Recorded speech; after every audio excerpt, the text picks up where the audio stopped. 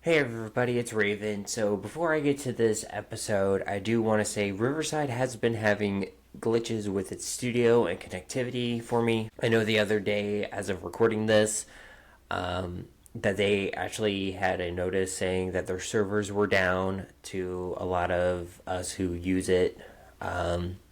So I do want to say I apologize for this episode not having any video in it.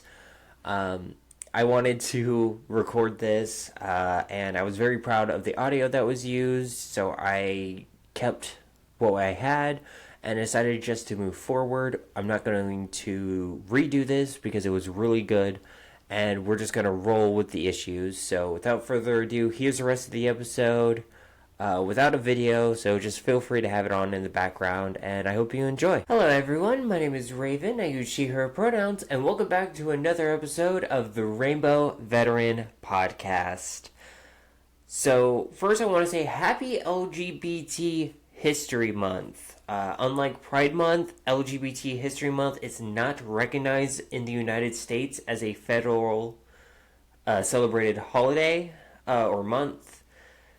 But that hasn't stopped us before, especially with Pride Month also being, in the grand scheme, a newer thing to be recognized for our community nationally, at least according to the government. But LGBT history is important, and I think it's a topic we should be discussing. Unfortunately, between my health and some technical issues, I've had to delay anything with this episode. I recently found out that I've been diagnosed with chronic regional pain syndrome through the VA, and last week I literally could not do anything. I was so physically exhausted. I've been struggling with pain flare-ups a lot bad. This year has been the worst year so far with pain flare-ups. I think the change of weather has not helped me at all in that case. But we're here, and since the last episode was really heavy, I do want to do something that's a little more fun. I'm going to be talking about LGBT slang. Now, so this episode isn't just going to be me going, okay, this word means this word means that, this word means this. I am going to be breaking this up into like a little mini series. I don't know how long each episode is going to be, but I'm going to be talking about history and context, and then some kind of across the board slang for the community, and then each following episode I'm going to kind of go into like gay, lesbian, bi/pan, trans, non-binary, ace and arrow, and each of those are going to be their own episode. I'm also going to be doing my best to kind of use these in examples, and kind of describe them as best as I can. Now, I have, and this is another reason why the episode took a while to get here, was because of how long and how much slang there is in our community. It took me quite a bit to actually get everything kind of recorded and like written down and actually made so I can actually do this episode. That being said, it also is going to take me a bit to kind of go over everything. And I do also want to say that there are some things that aren't in this list that are part of some of older slang. A lot of it, unfortunately, I don't feel comfortable saying because to me it feels like it's fetishizing minority groups in the gay queer community. And I'm not going to share those terms because I don't think they're okay. You may know some of the terms I'm talking about, especially if you're an older gay man. Like from like the 80s, you know kind of the terms I'm referring to. It's around the terms of certain queens dating certain minority groups, and that's not okay. I also do want to state that a lot of slang that is in the LGBT space came from the cutie poc or queer, trans, people of color communities within our spaces. Some of it does have origins in AAVE, And I do want to talk about those as best as I can. I'm not an expert on any of this, but I do want to say that there is a lot of slang that is started in that realm and kind of either came in through, like the joke in South Park where like the black community will say something and then the gay white guys would take it, or it's from like the BIPOC community specifically. They would take it and bring it into the queer spaces, and then through stuff like drag, it kind of spread to the wider lexicon. I'm going to be doing my best to kind of talk about that and where it originates, but I'm going to do my best to do that, but I'm not an expert with this kind of stuff. So if I do miss any, please let me know down in the comments. Let me know if there's something that that is, because again, I'm going to be bringing up slang in other episodes. And if you know some slang that I might be missing or you think I should talk about, let me know those comments below as well. With that being said, I know I am unfortunately just having to go a little back to the digital format. My printer ran out of ink. Money's a little tight right now, so I don't have enough funds to get new ink. It's not a priority for me, so I am going back to the computer. So if you hear clicking or anything in the background, that is my computer, and I do apologize for that. So what is LGBT slang? So like most slang, it is a specific lexicon for a certain group to use with each other. As of right now, we can trace back the earliest forms of this slang to the earliest 20th century, or the 1900s. LGBT slang has played an integral part in the LGBT culture for decades.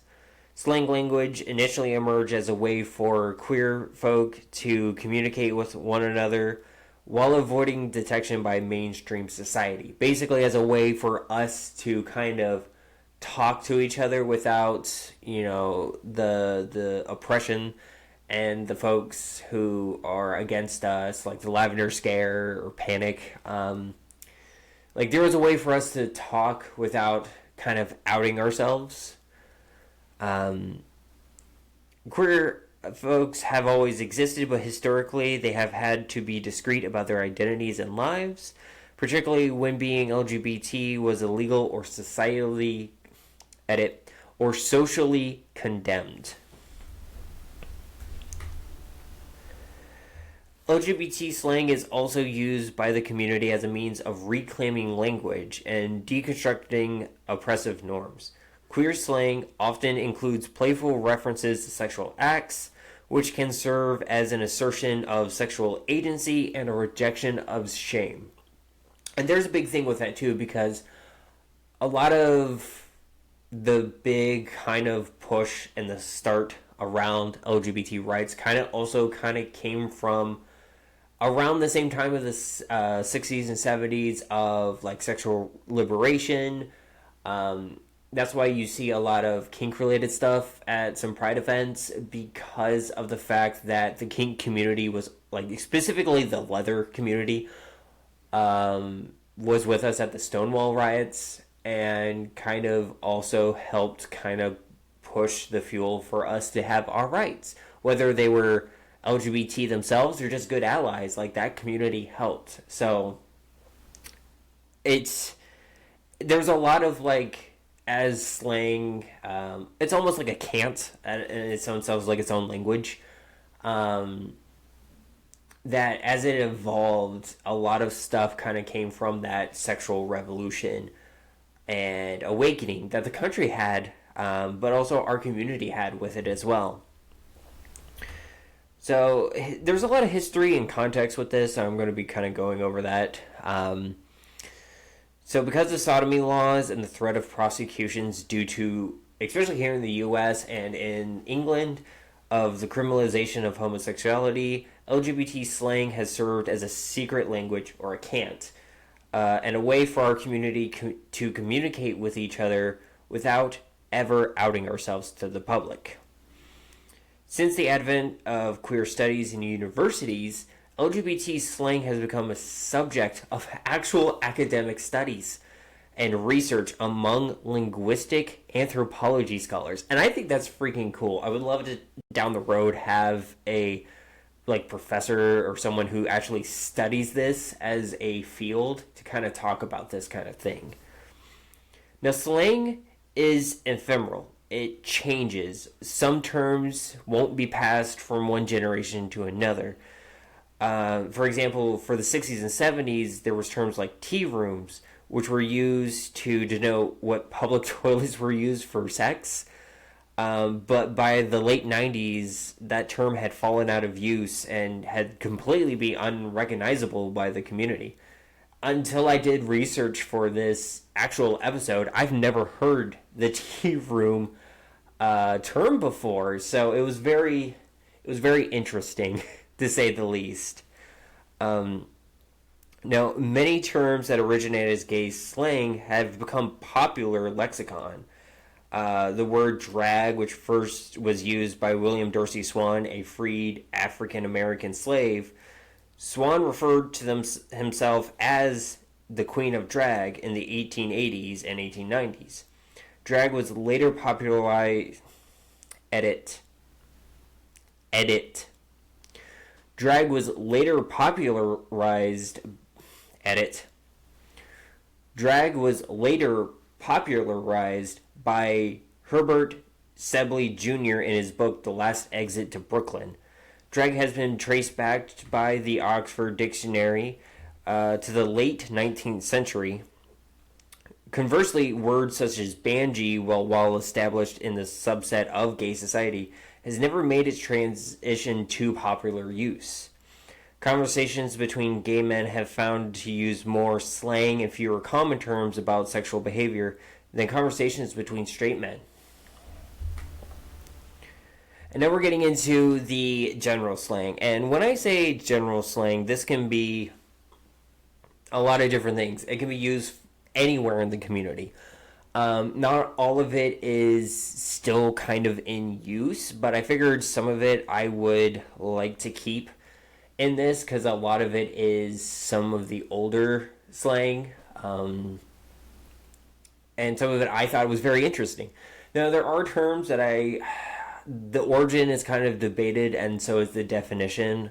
As much as I hate this word, like bussy, like Bussy, the origin has been debated. Its meaning has been also debated in like what community uses it. So that's one I haven't actually added to this list. I also really don't like the fucking word, so I kept it out. Really makes me angry. There's some people who don't like the word moist or juicy or anything like that. That for me, that's pussy. And I hate it. But going into general slang, and I try to keep this as close to just U.S. LGBT slang as I could. I know there was probably some other ones that are specifically for the UK. I know especially there is for the UK. There's some I've heard from Brazilian slang. So, but I try to do this as much of just U.S. queer slang as I could. And the first being, hopefully these are all in alphabetical order. I try to keep it as alphabetical as I could. So the first one is a 100-footer. An obviously gay or lesbian person as if visible from 100 feet away. And I actually have an example of this. It's very similar to clocking for the trans community, where you just kind of know the subtle little hints of oh yeah, that person is trans. Yeah, because we especially when you're in the community, you've seen kind of the some things you can just know being trans, But a 100-footer is, we were in the car recently, me and my spouse, Asmodeus. We were in the car, and we just saw this very, very visibly gay man. No pride buttons or anything, but it was the confidence, the sway in the hips. Some of it's kind of stereotypical, or a very effeminate man. But they weren't really effeminate. They were more kind of, I guess, pushing the boundaries of androgyny, kind of getting into it. But to me, it was just the energy, it was the vibe. My gaydar was going off a million miles a minute. And it just, I saw them and I was like, yep, that's a queer guy. Don't know what his sexual orientation exactly, but he likes guys. I can tell you that. Which brings me into Achillean, or MLM, Men Loving Men, not a multi-level marketing scheme. These are pyramid schemes, folks. But it's an umbrella term for attraction or relationships between men, regardless of their sexual or romantic orientation, and also includes non-binary people. A lot of folks will, like, who are like bi, or pan, or just don't really feel like they have a good label, they will be like, I more appreciate men, I'm more into men. So they will say the Achillean title instead of just saying gay. Especially if like they have a preference or they just find themselves more fond of men. But it also can be like, it's the opposite of sapphic. It's a way to kind of describe like, oh, hey, I am a man who likes men. So baby, specifically like baby gay, baby trans, baby lesbians, this is a person who had recently come out or realized that they are some flavor of the rainbow, either their sexuality or their gender identity. You will see this a lot with like some elders kind of helping some people who are kind of questioning or just figured out and don't kind of know what to do. Like for me, it was really, really sweet that like my spouse is a baby trans. They were non-binary, so I kind of, as a elder trans person, kind of helped them explore ways to do it in a safe manner. And I feel like that's our jobs as elders or people who have been out longer, is to kind of just been like, not tell them what exactly to do, but kind of guide them and help them explore things in a safe manner and to teach them how to explore things in a safe manner. Baths. This specifically refers to bath houses frequented by gay men for sexual encounters. Now, there are still some in the U.S. Now, there's two that I know of personally in Pennsylvania. Kind of ironically, they're in both ends of the state. And these bathhouses, while still catering to the whole gay men Achillean encounter scene, the cruising scene, they do have nights for open gender night, open sexuality night. So while they're frequented and mostly traditionally used by gay men, there's some that are still in active use today that even have nights for everybody. A beach bitch. This is a gay man who frequents beaches and resorts for sexual encounters. Now again, some of this is older slang. Like, I knew about baths because I have a friend in Philly who goes to one. But beach bitch, that's the term I've never heard before. But I mean, it makes sense. You have those guys who go out the trip to like Fire Island and Cabo and just have a good time. They're going to hook up. And you know, that's fine. But it's very like an interesting term that I feel like has been lost. Now here's one. Some of you, if you've watched Hell of a Boss, might have recognized this term. It's beard. So it's a person who's used as a date, romantic partner, a spouse, to conceal one's actual sexual orientation. A lot of it was used during the Lavender Panic era. They were called lavender marriages, basically, where like a gay man and a lesbian would get married to like kind of hide to everybody that they are like queer, but then they would have friends who would always hang out with them, but it was actually another lavender couple who were actually the couples of the actual married couple. Like it can be sometimes a big safety thing for some people, and sometimes you don't even have to be like romantically involved either. I've heard some people use beard as a way to hide someone who's trans. They are like, oh no, like using it for example, I never refer to my sister as, like, my one sister has a beard, but like how people have used this term for the trans community, I've heard it this way. So like, my sister knew I was very some flavor of the rainbow when I was still questioning things. And she would come up to me for fashion advice, and I would give it to her and tell her like what things I liked, what things I didn't like.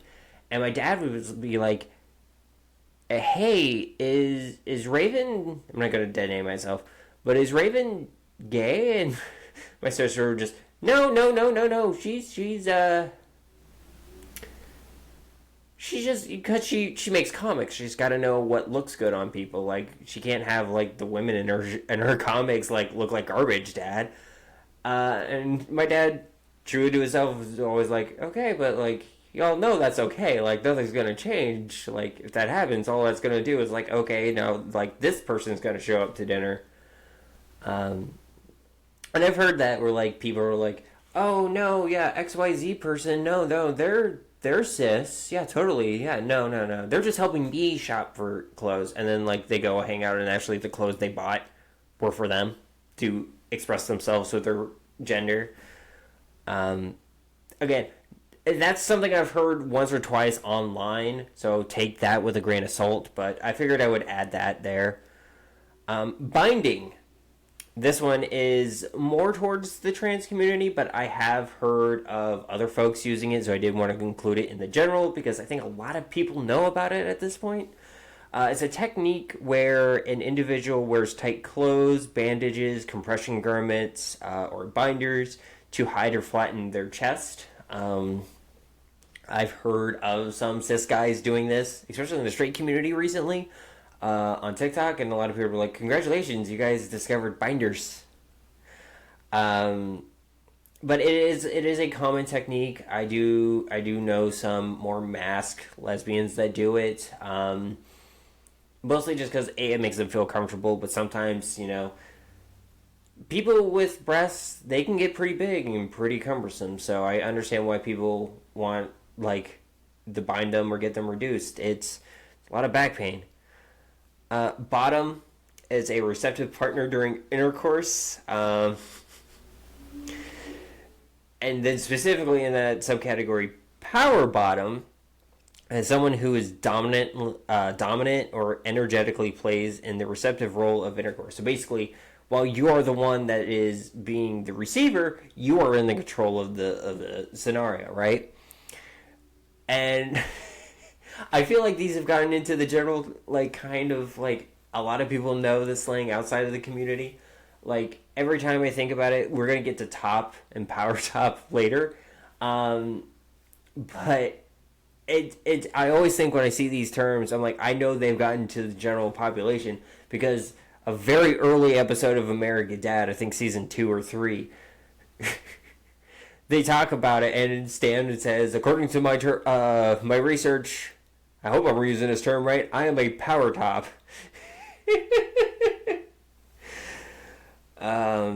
Butch Queen. This is specifically from ball culture. It's a gay man who presents as a gay male that is neither trans nor heteronormative. This may refer to someone who looks the part as most would identify as gay, very stereotypical, kind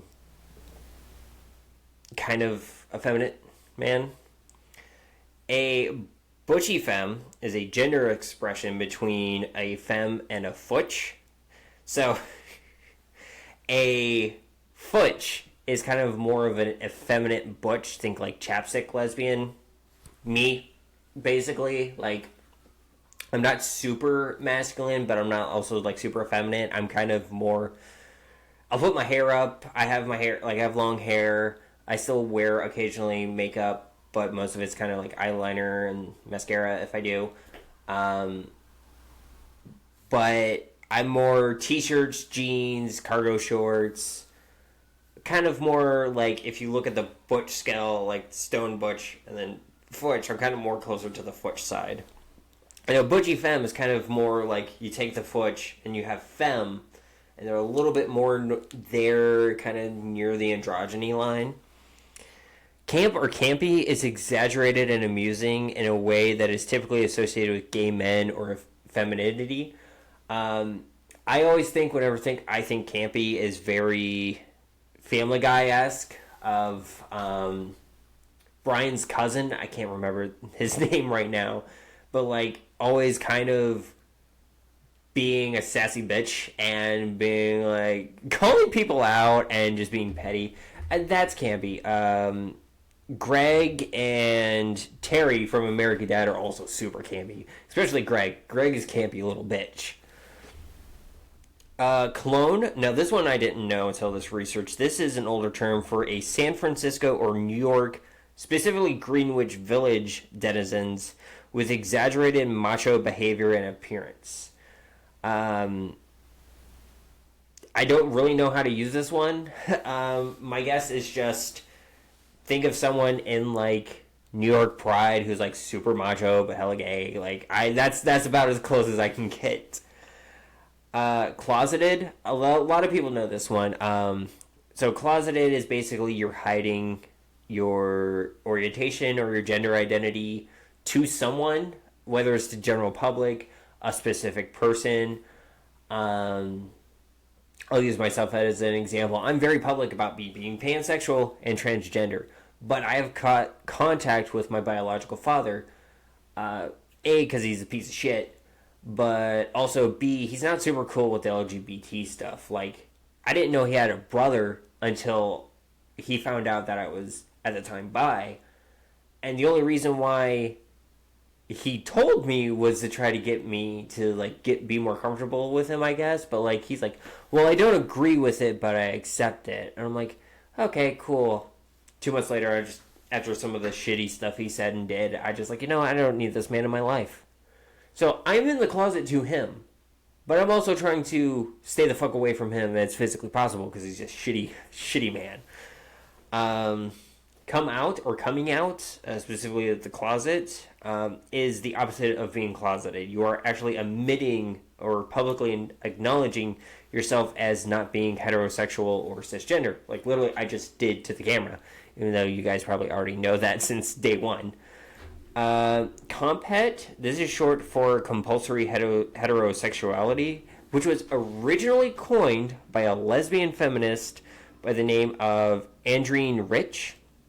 In simple terms, it refers to the fact that there was an enormous unspoken societal pressure for specifically women, because it's used more for the lesbian community or by the lesbian community, to date men to the point where many lesbians date men before realizing they're gay, as society ties so much of the feminine identity to heterosexuality. Unfortunately, it's a symptom of the patriarchy. So cruising, I've heard this in different communities, and I believe it means different things for different communities. Like the car community is totally different than the queer community on this one. But for our community, it means to seek a casual hookup, and it apparently has some historical context from like Rome, but haven't been able to find that. I just know, according to the Wikipedia page where I got some of these terms from, it has historical connections. But take that with a grain of salt. I don't hear it a lot nowadays, but I do know of some events or people going in. Most time, people just say they're looking for a hookup. Drag, this is an art form. Let me put that first and foremost. Drag is an art form, and it's beautiful. As someone who used to do drag before my brain injury, and I couldn't do it because light-induced vertigo. But it's a art form of performers dressing and performing as the opposite or different gender expression. You have drag queens, you have drag kings. Now that's the traditional definition. There are some people now that kind of take that aesthetic who are cisgender and will do it as the exaggeration of their gender, and that's totally fine. I think, honestly, drag is for everybody, and, like, if a cis guy wants to perform like a drag king, let them do it. Like, fuck it, why not, right? But the drag is of that hyper-expressive form of a gender identity. Like, drag queens are super glam, super effeminate, lots of they're both having a lot of makeup, but, like, on the flip side, drag kings are very super macho, kind of playing into that masculine form. And you can kind of blur the lines too. So, and that's really the beauty of drag. It's an art, and it's individualistic as hell, and I loved it. I used to do both drag king and queen, and I do miss it. I do miss it a lot.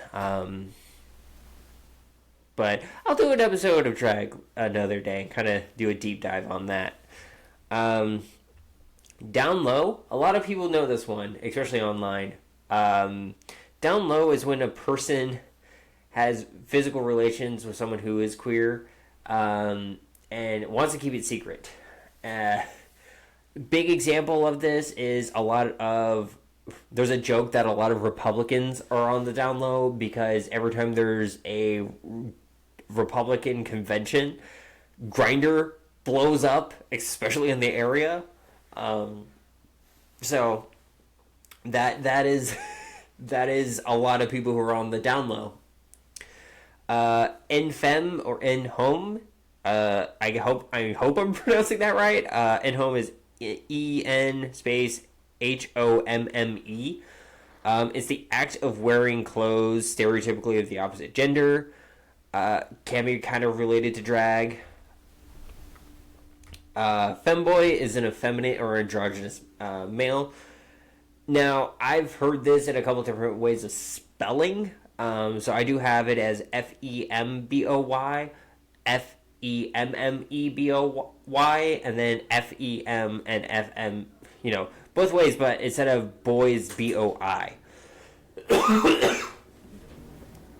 Now, I don't know which one's the official proper way, because apparently there is some conversation that between the two spellings of femboy with a Y, the one with two M's and an E, an extra E, is the traditional spelling, but I don't know. I've always seen it as the first one.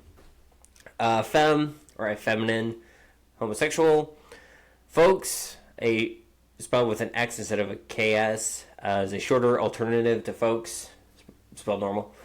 Futch, we already kind of talked about this a little bit, but it is a gender expression between femme and butch, or a feminine butch. Again, me. Skater girl, who's queer, kind of futch. This one I thought it was really interesting, so I kept it. It's called a game of flats. This is an 18th century English term for sex between women. So now I gotta read Sherlock Holmes and see if I can find a game of flats being referenced in it.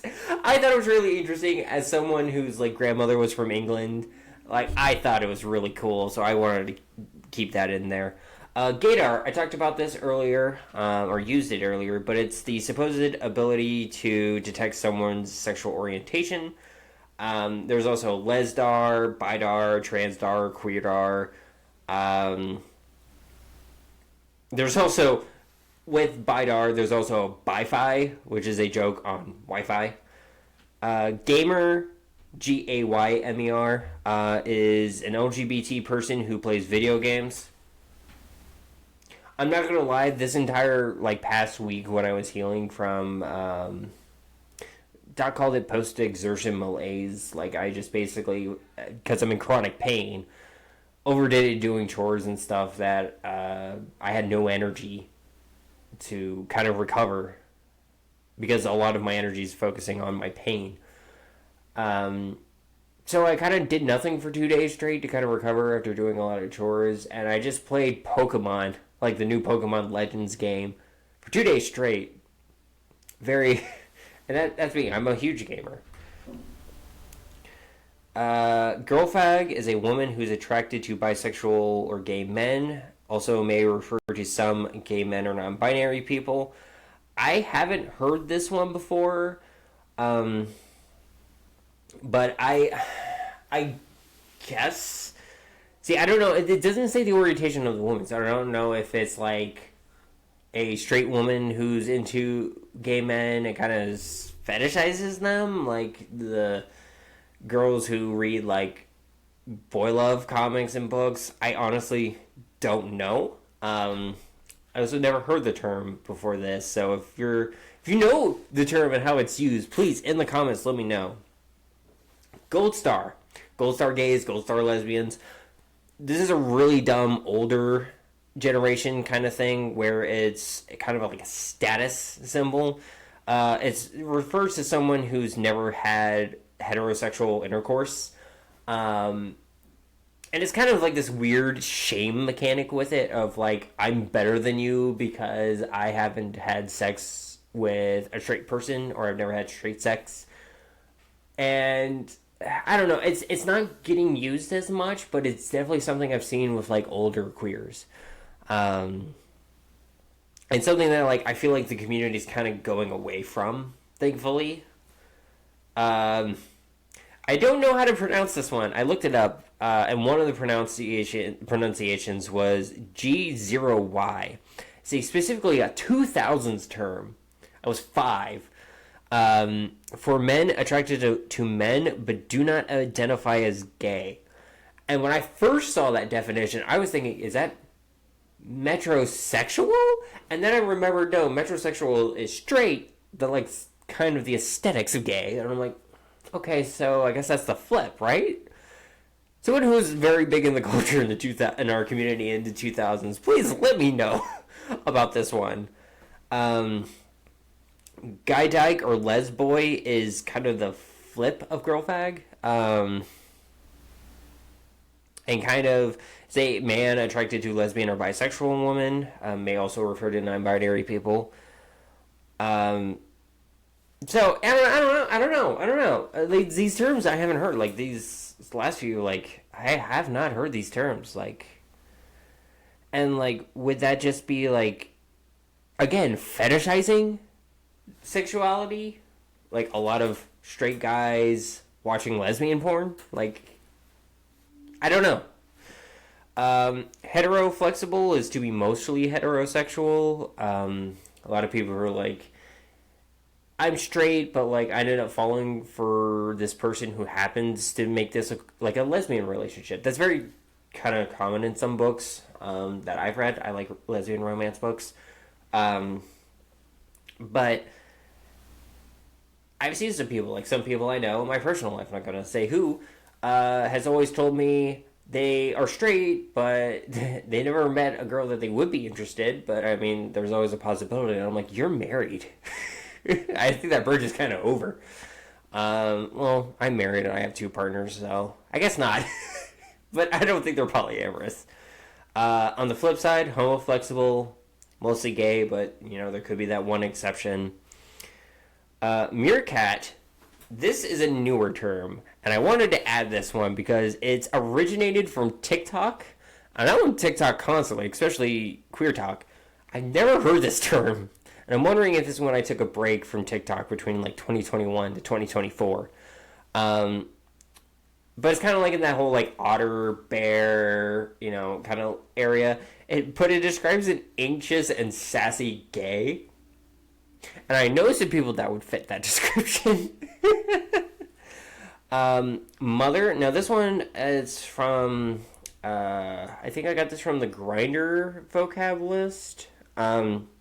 But it's described by Gay Times as a queer term centuries in the making, dating back to house mothers of the ballroom scene, as well as women who have historically looked out for gay men. Now, big thing, if we're using the second half of that definition, mother would be the lesbians that helped gay men with the AIDS epidemic. And I feel like that's a big thing. That's the reason why the L comes first, is because it used to be GL, then GLB, and then I don't know if it was GLBT or LGBT, but they put lesbian front because all the hard work they did for our community during the AIDS epidemic. I don't feel like enough people know about that and honor that. So big shout out to the lesbians. To quote Link from Good Mythical Morning, everybody knows I love lesbians. Outing or outed, it's the involuntary or unwanted disclosure of someone else's sexual or gender identity.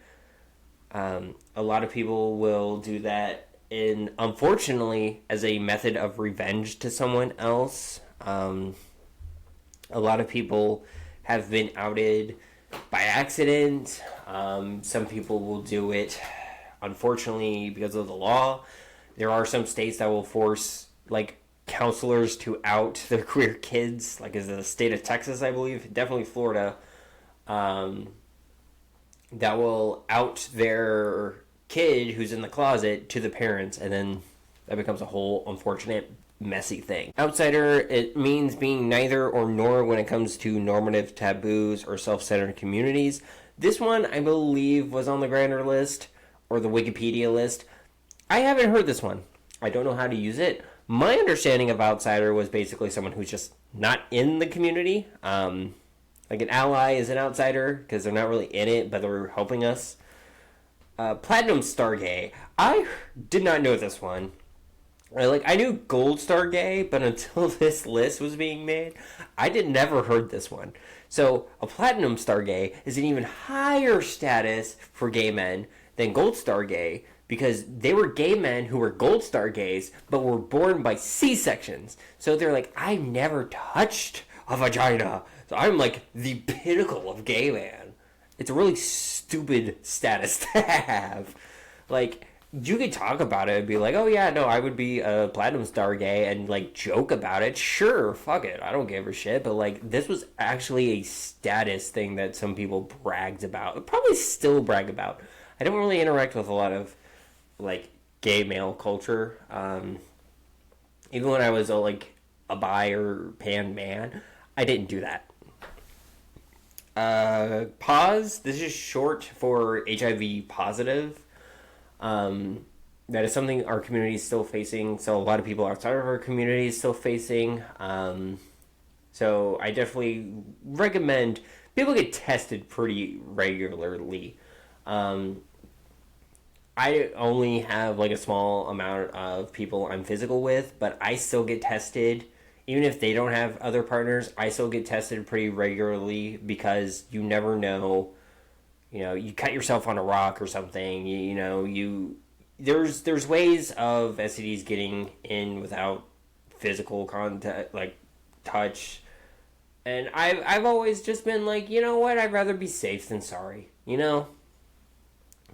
Queer. Now this is something I say a lot. Queer, which originally started as a slur for our community, kind of became reclaimed, I think, during my lifetime. Like, I think I was really young when it started getting kind of taken back. I don't know when exactly. My gut guess is like late 90s, early 2000s is when it started, but it really got picked up like 2010s that I know of. Questioning. Oh, going back to queer. Queer is an umbrella term. You know, my spouse identifies as queer because they can't really pinpoint their sexual orientation. And a lot of time people are just like, I don't really like labels. I'm queer. I like everybody. Like, some people feel that fits them better. And it's kind of an umbrella term for the entire community. Some people don't like it still because of the slur history. And if someone doesn't want to be referred to as queer, just let me know. I won't refer to you as queer, but I am one of those people who reclaim the term personally, and so I still use it quite a bit. Okay, now going to questioning. Questioning is the process of someone exploring their gender identity or sexual orientation. Some people use this to name their identity within the community. Some people will say queer or questioning for Q, because they're like, okay, I know I'm some flavor of the rainbow, but the specific Skittle I need to figure out still. For me, it was when I was kind of questioning my gender, and so I was questioning for a bit. I think for a good year, I was questioning. Thankfully, I had time to reflect. I was on my own for a good while, and I was able to figure it out eventually. Cutie BIPOC. Now, I talked about Cutie POC and BIPOC. Cutie BIPOC is the both. So specifically, it stands for queer. So Cutie POC is queer people of color. Cutie BIPOC is queer, trans, black, indigenous people of color. Now, there is also Cutie POC, queer, trans, people of color. but it's a way to distinguish the racial minorities inside the queer community. It's a space for them. A lot of them advocate for the queer community inside these communities and their local community, the racial community. And I think it's really great. I have a lot of friends that are part of this community that do a lot of good stuff. And I'm happy that they have this space and they're the way to kind of gather under like a unifying term. I think Sisters Pittsburgh is run as a cutie BIPOC community organization, if I'm not mistaken. And I think that's just fucking awesome. A lot of the work has come out of that historically for our community, has come out of the cutie BIPOC community. I'm not saying all of it has, but a pretty decent fucking chunk has. And I think the term is a little newer, honestly, but I could be wrong on that one. Read. Now, this one is one of the terms that came from Paris is Burning and was brought to the mainstream of basically Drag Race, specifically RuPaul's Drag Race. So drag queens have perfected this to a T. But basically, it's insulting someone with such a ruthless precision that there's no fucking comeback. Like, it's basically like, oh god, when I first did drag, my first performance, I was already on HRT and I had some like fat distribution happening. So I was also super broke at the time, so I didn't have the funds to do a lot of the exaggerated like hip and breast form. So I didn't have like the foam stuff yet. But I got a super nice dress off of clearance, I think at Rue 21. It was like really cheap. Like, I don't think I could have gotten that dress any cheaper. Unless I got it like at a Goodwill or something. But I got read by the MC, Peaches. I got read by them going up on stage. They're like, "No, this is a new queen." And we all been there when, you know, you don't have your forms, you don't have your hips, and I'm like, bitch. But it's fine. I never really wanted to do that hyper exaggeration. I just wanted to be me, you know? Like, I do the makeup, but I never really wanted to add the extra stuff. I don't know, maybe it's a dysphoria thing, but it was never my goal. Sapphic, or WLW, Woman Loving Woman, it encompasses attraction, a relationship between women, regardless of their sexual or romantic orientation, and does include non-binary and trans folks. Slay. Now, this is something that also comes from Black ballroom culture. It means to excel in style and confidence. This was another thing that was brought into kind of more of the mainstream lexicon via drag. You will see like someone on like a performance and like they're just killing it, and you just hear someone shout "Slay!" It's kind of gotten into like a more general thing, like some of the allies who will say it, and it's a little sometimes cringy when they say it, but I can understand for like the cutie BIPOC, it's cringy when like I say it. I don't know. It's one of those things where like I feel like if it started in ballroom culture and has come in, I will say it cause, as a former drag performer, but I'm also like, do I have... Is this something I can say, or is this something like AAVE where I shouldn't really be saying? I don't know. It just started as ballroom culture, so I'm like, I don't know. I don't know how people feel about that. Snatched, another term that got popularized thanks through drag. A lot of these through drag is mostly because of RuPaul's Drag Race, but I'm going to say drag just to save time. But snatch is a slang term that means something or someone is exponentially good looking. I don't know why I went like Dr. Frankenfurter there. but exceptionally good looking, stylish, impressive, especially with regarding of appearance. Again, coming out of drag culture and made popular through RuPaul. Spectrum, kind of like with everything else, it's a scale, it's a color wheel.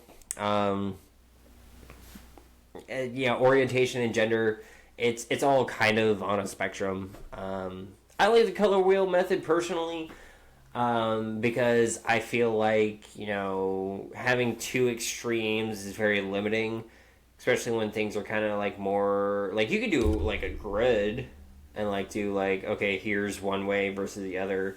But I like the color wheel method because it's more like a hex code. Swish, an effeminate or effeminacy. Switch, someone who I likes being the top and the bottom. This can also refer to more of who's the more dominant or submissive one in physical relations. It's very synonymous with verse or versatile, but I feel like switch is specifically for the more dominant, submissive aspect. Alright, yeah. I guess I had Slay in here twice. Tomgirl, it's the equivalent of a tomboy, but it's basically for guys with more effeminate traits. Top, opposite of bottom, it's more dominant or the one who is being the more assertive one in the physical relation. Its service top is the opposite, not a power top. A power top's still a thing, but a submissive top is basically the opposite to a power bottom. Trade is a straight passing male partner commonly used by gay men or trans women in the U.S. Basically, they look like and act like a quote-unquote stereotypical straight guy, but they're actually gay. I think there was a movie with that recently. I mean by like within the last 3 years. Verse, we already kind of talked about it. Work, specifically WERK, is another ballroom original word brought into the main lexicon via drag. It means to perform with confidence, great skill, and style. Very similar to slay. Work will be another one that we kind of used with that. And also another one to wrap up the list. Yas! And I don't want to say it like her, but like think Nicki Minaj. Like, yas! Yeah, that kind of one. I think it was Nicki Minaj who would say it that way. I'm drawing a blank. But it basically is used as an expression of excitement or approval from others. A lot of it during, like, you'll see it really well in RuPaul with the lip sync dance one-off between, like, the people who are about to be eliminated. You'll see it sometimes when the other drag queens who are safe will watch it and kind of have, like, say it and be like, yeah, slay, work it. You'll see those things, right? But I think we're at a pretty good time right now. Yeah, we're at a pretty decent time. So I'm going to wrap it up here. Now, I'm going to try to be doing these. They're probably going to be shorter than my normal format, but there's so much. There are so many terms. And we're just scratching the surface. I've honestly, just the background and these terms I gave you guys are literally half of what I already have for the entire list. So I'm going to be doing episodes just based on each aspect of the community. Again, if you have terms you think I should talk about, because next episode I'm going to be talking about slang specifically around gay men. If you have terms you think I should be talking about, please let me know in the comments. I'm going to be recording and releasing them a lot quicker than normal. Just because of the fact that I want to get these all done before the end of LGBT History Month, but also because of them being so small and this kind of just being one big episode. I did not want to just make it like I'm reading a list for like hours and hours and hours, because that's not fun. But let me know if there's any that you guys want to hear me say. Any I missed that are in the general terms, please let me know in the comments. But yeah, that's the first episode. I hope you guys liked it. This is going to be really fun for me. I'm glad my health is letting me be back into the swing of things. Heck, today was really rough. I was in a lot of pain, but thank goodness for weed. Let me just say that I am on meds through the VA, and I am on medical marijuana here in the PA, and I fucking love the combination. It helps. It really does. So with that being said, everybody, stay safe, stay hydrated, stay vigilant. I'll see you all in the next episode.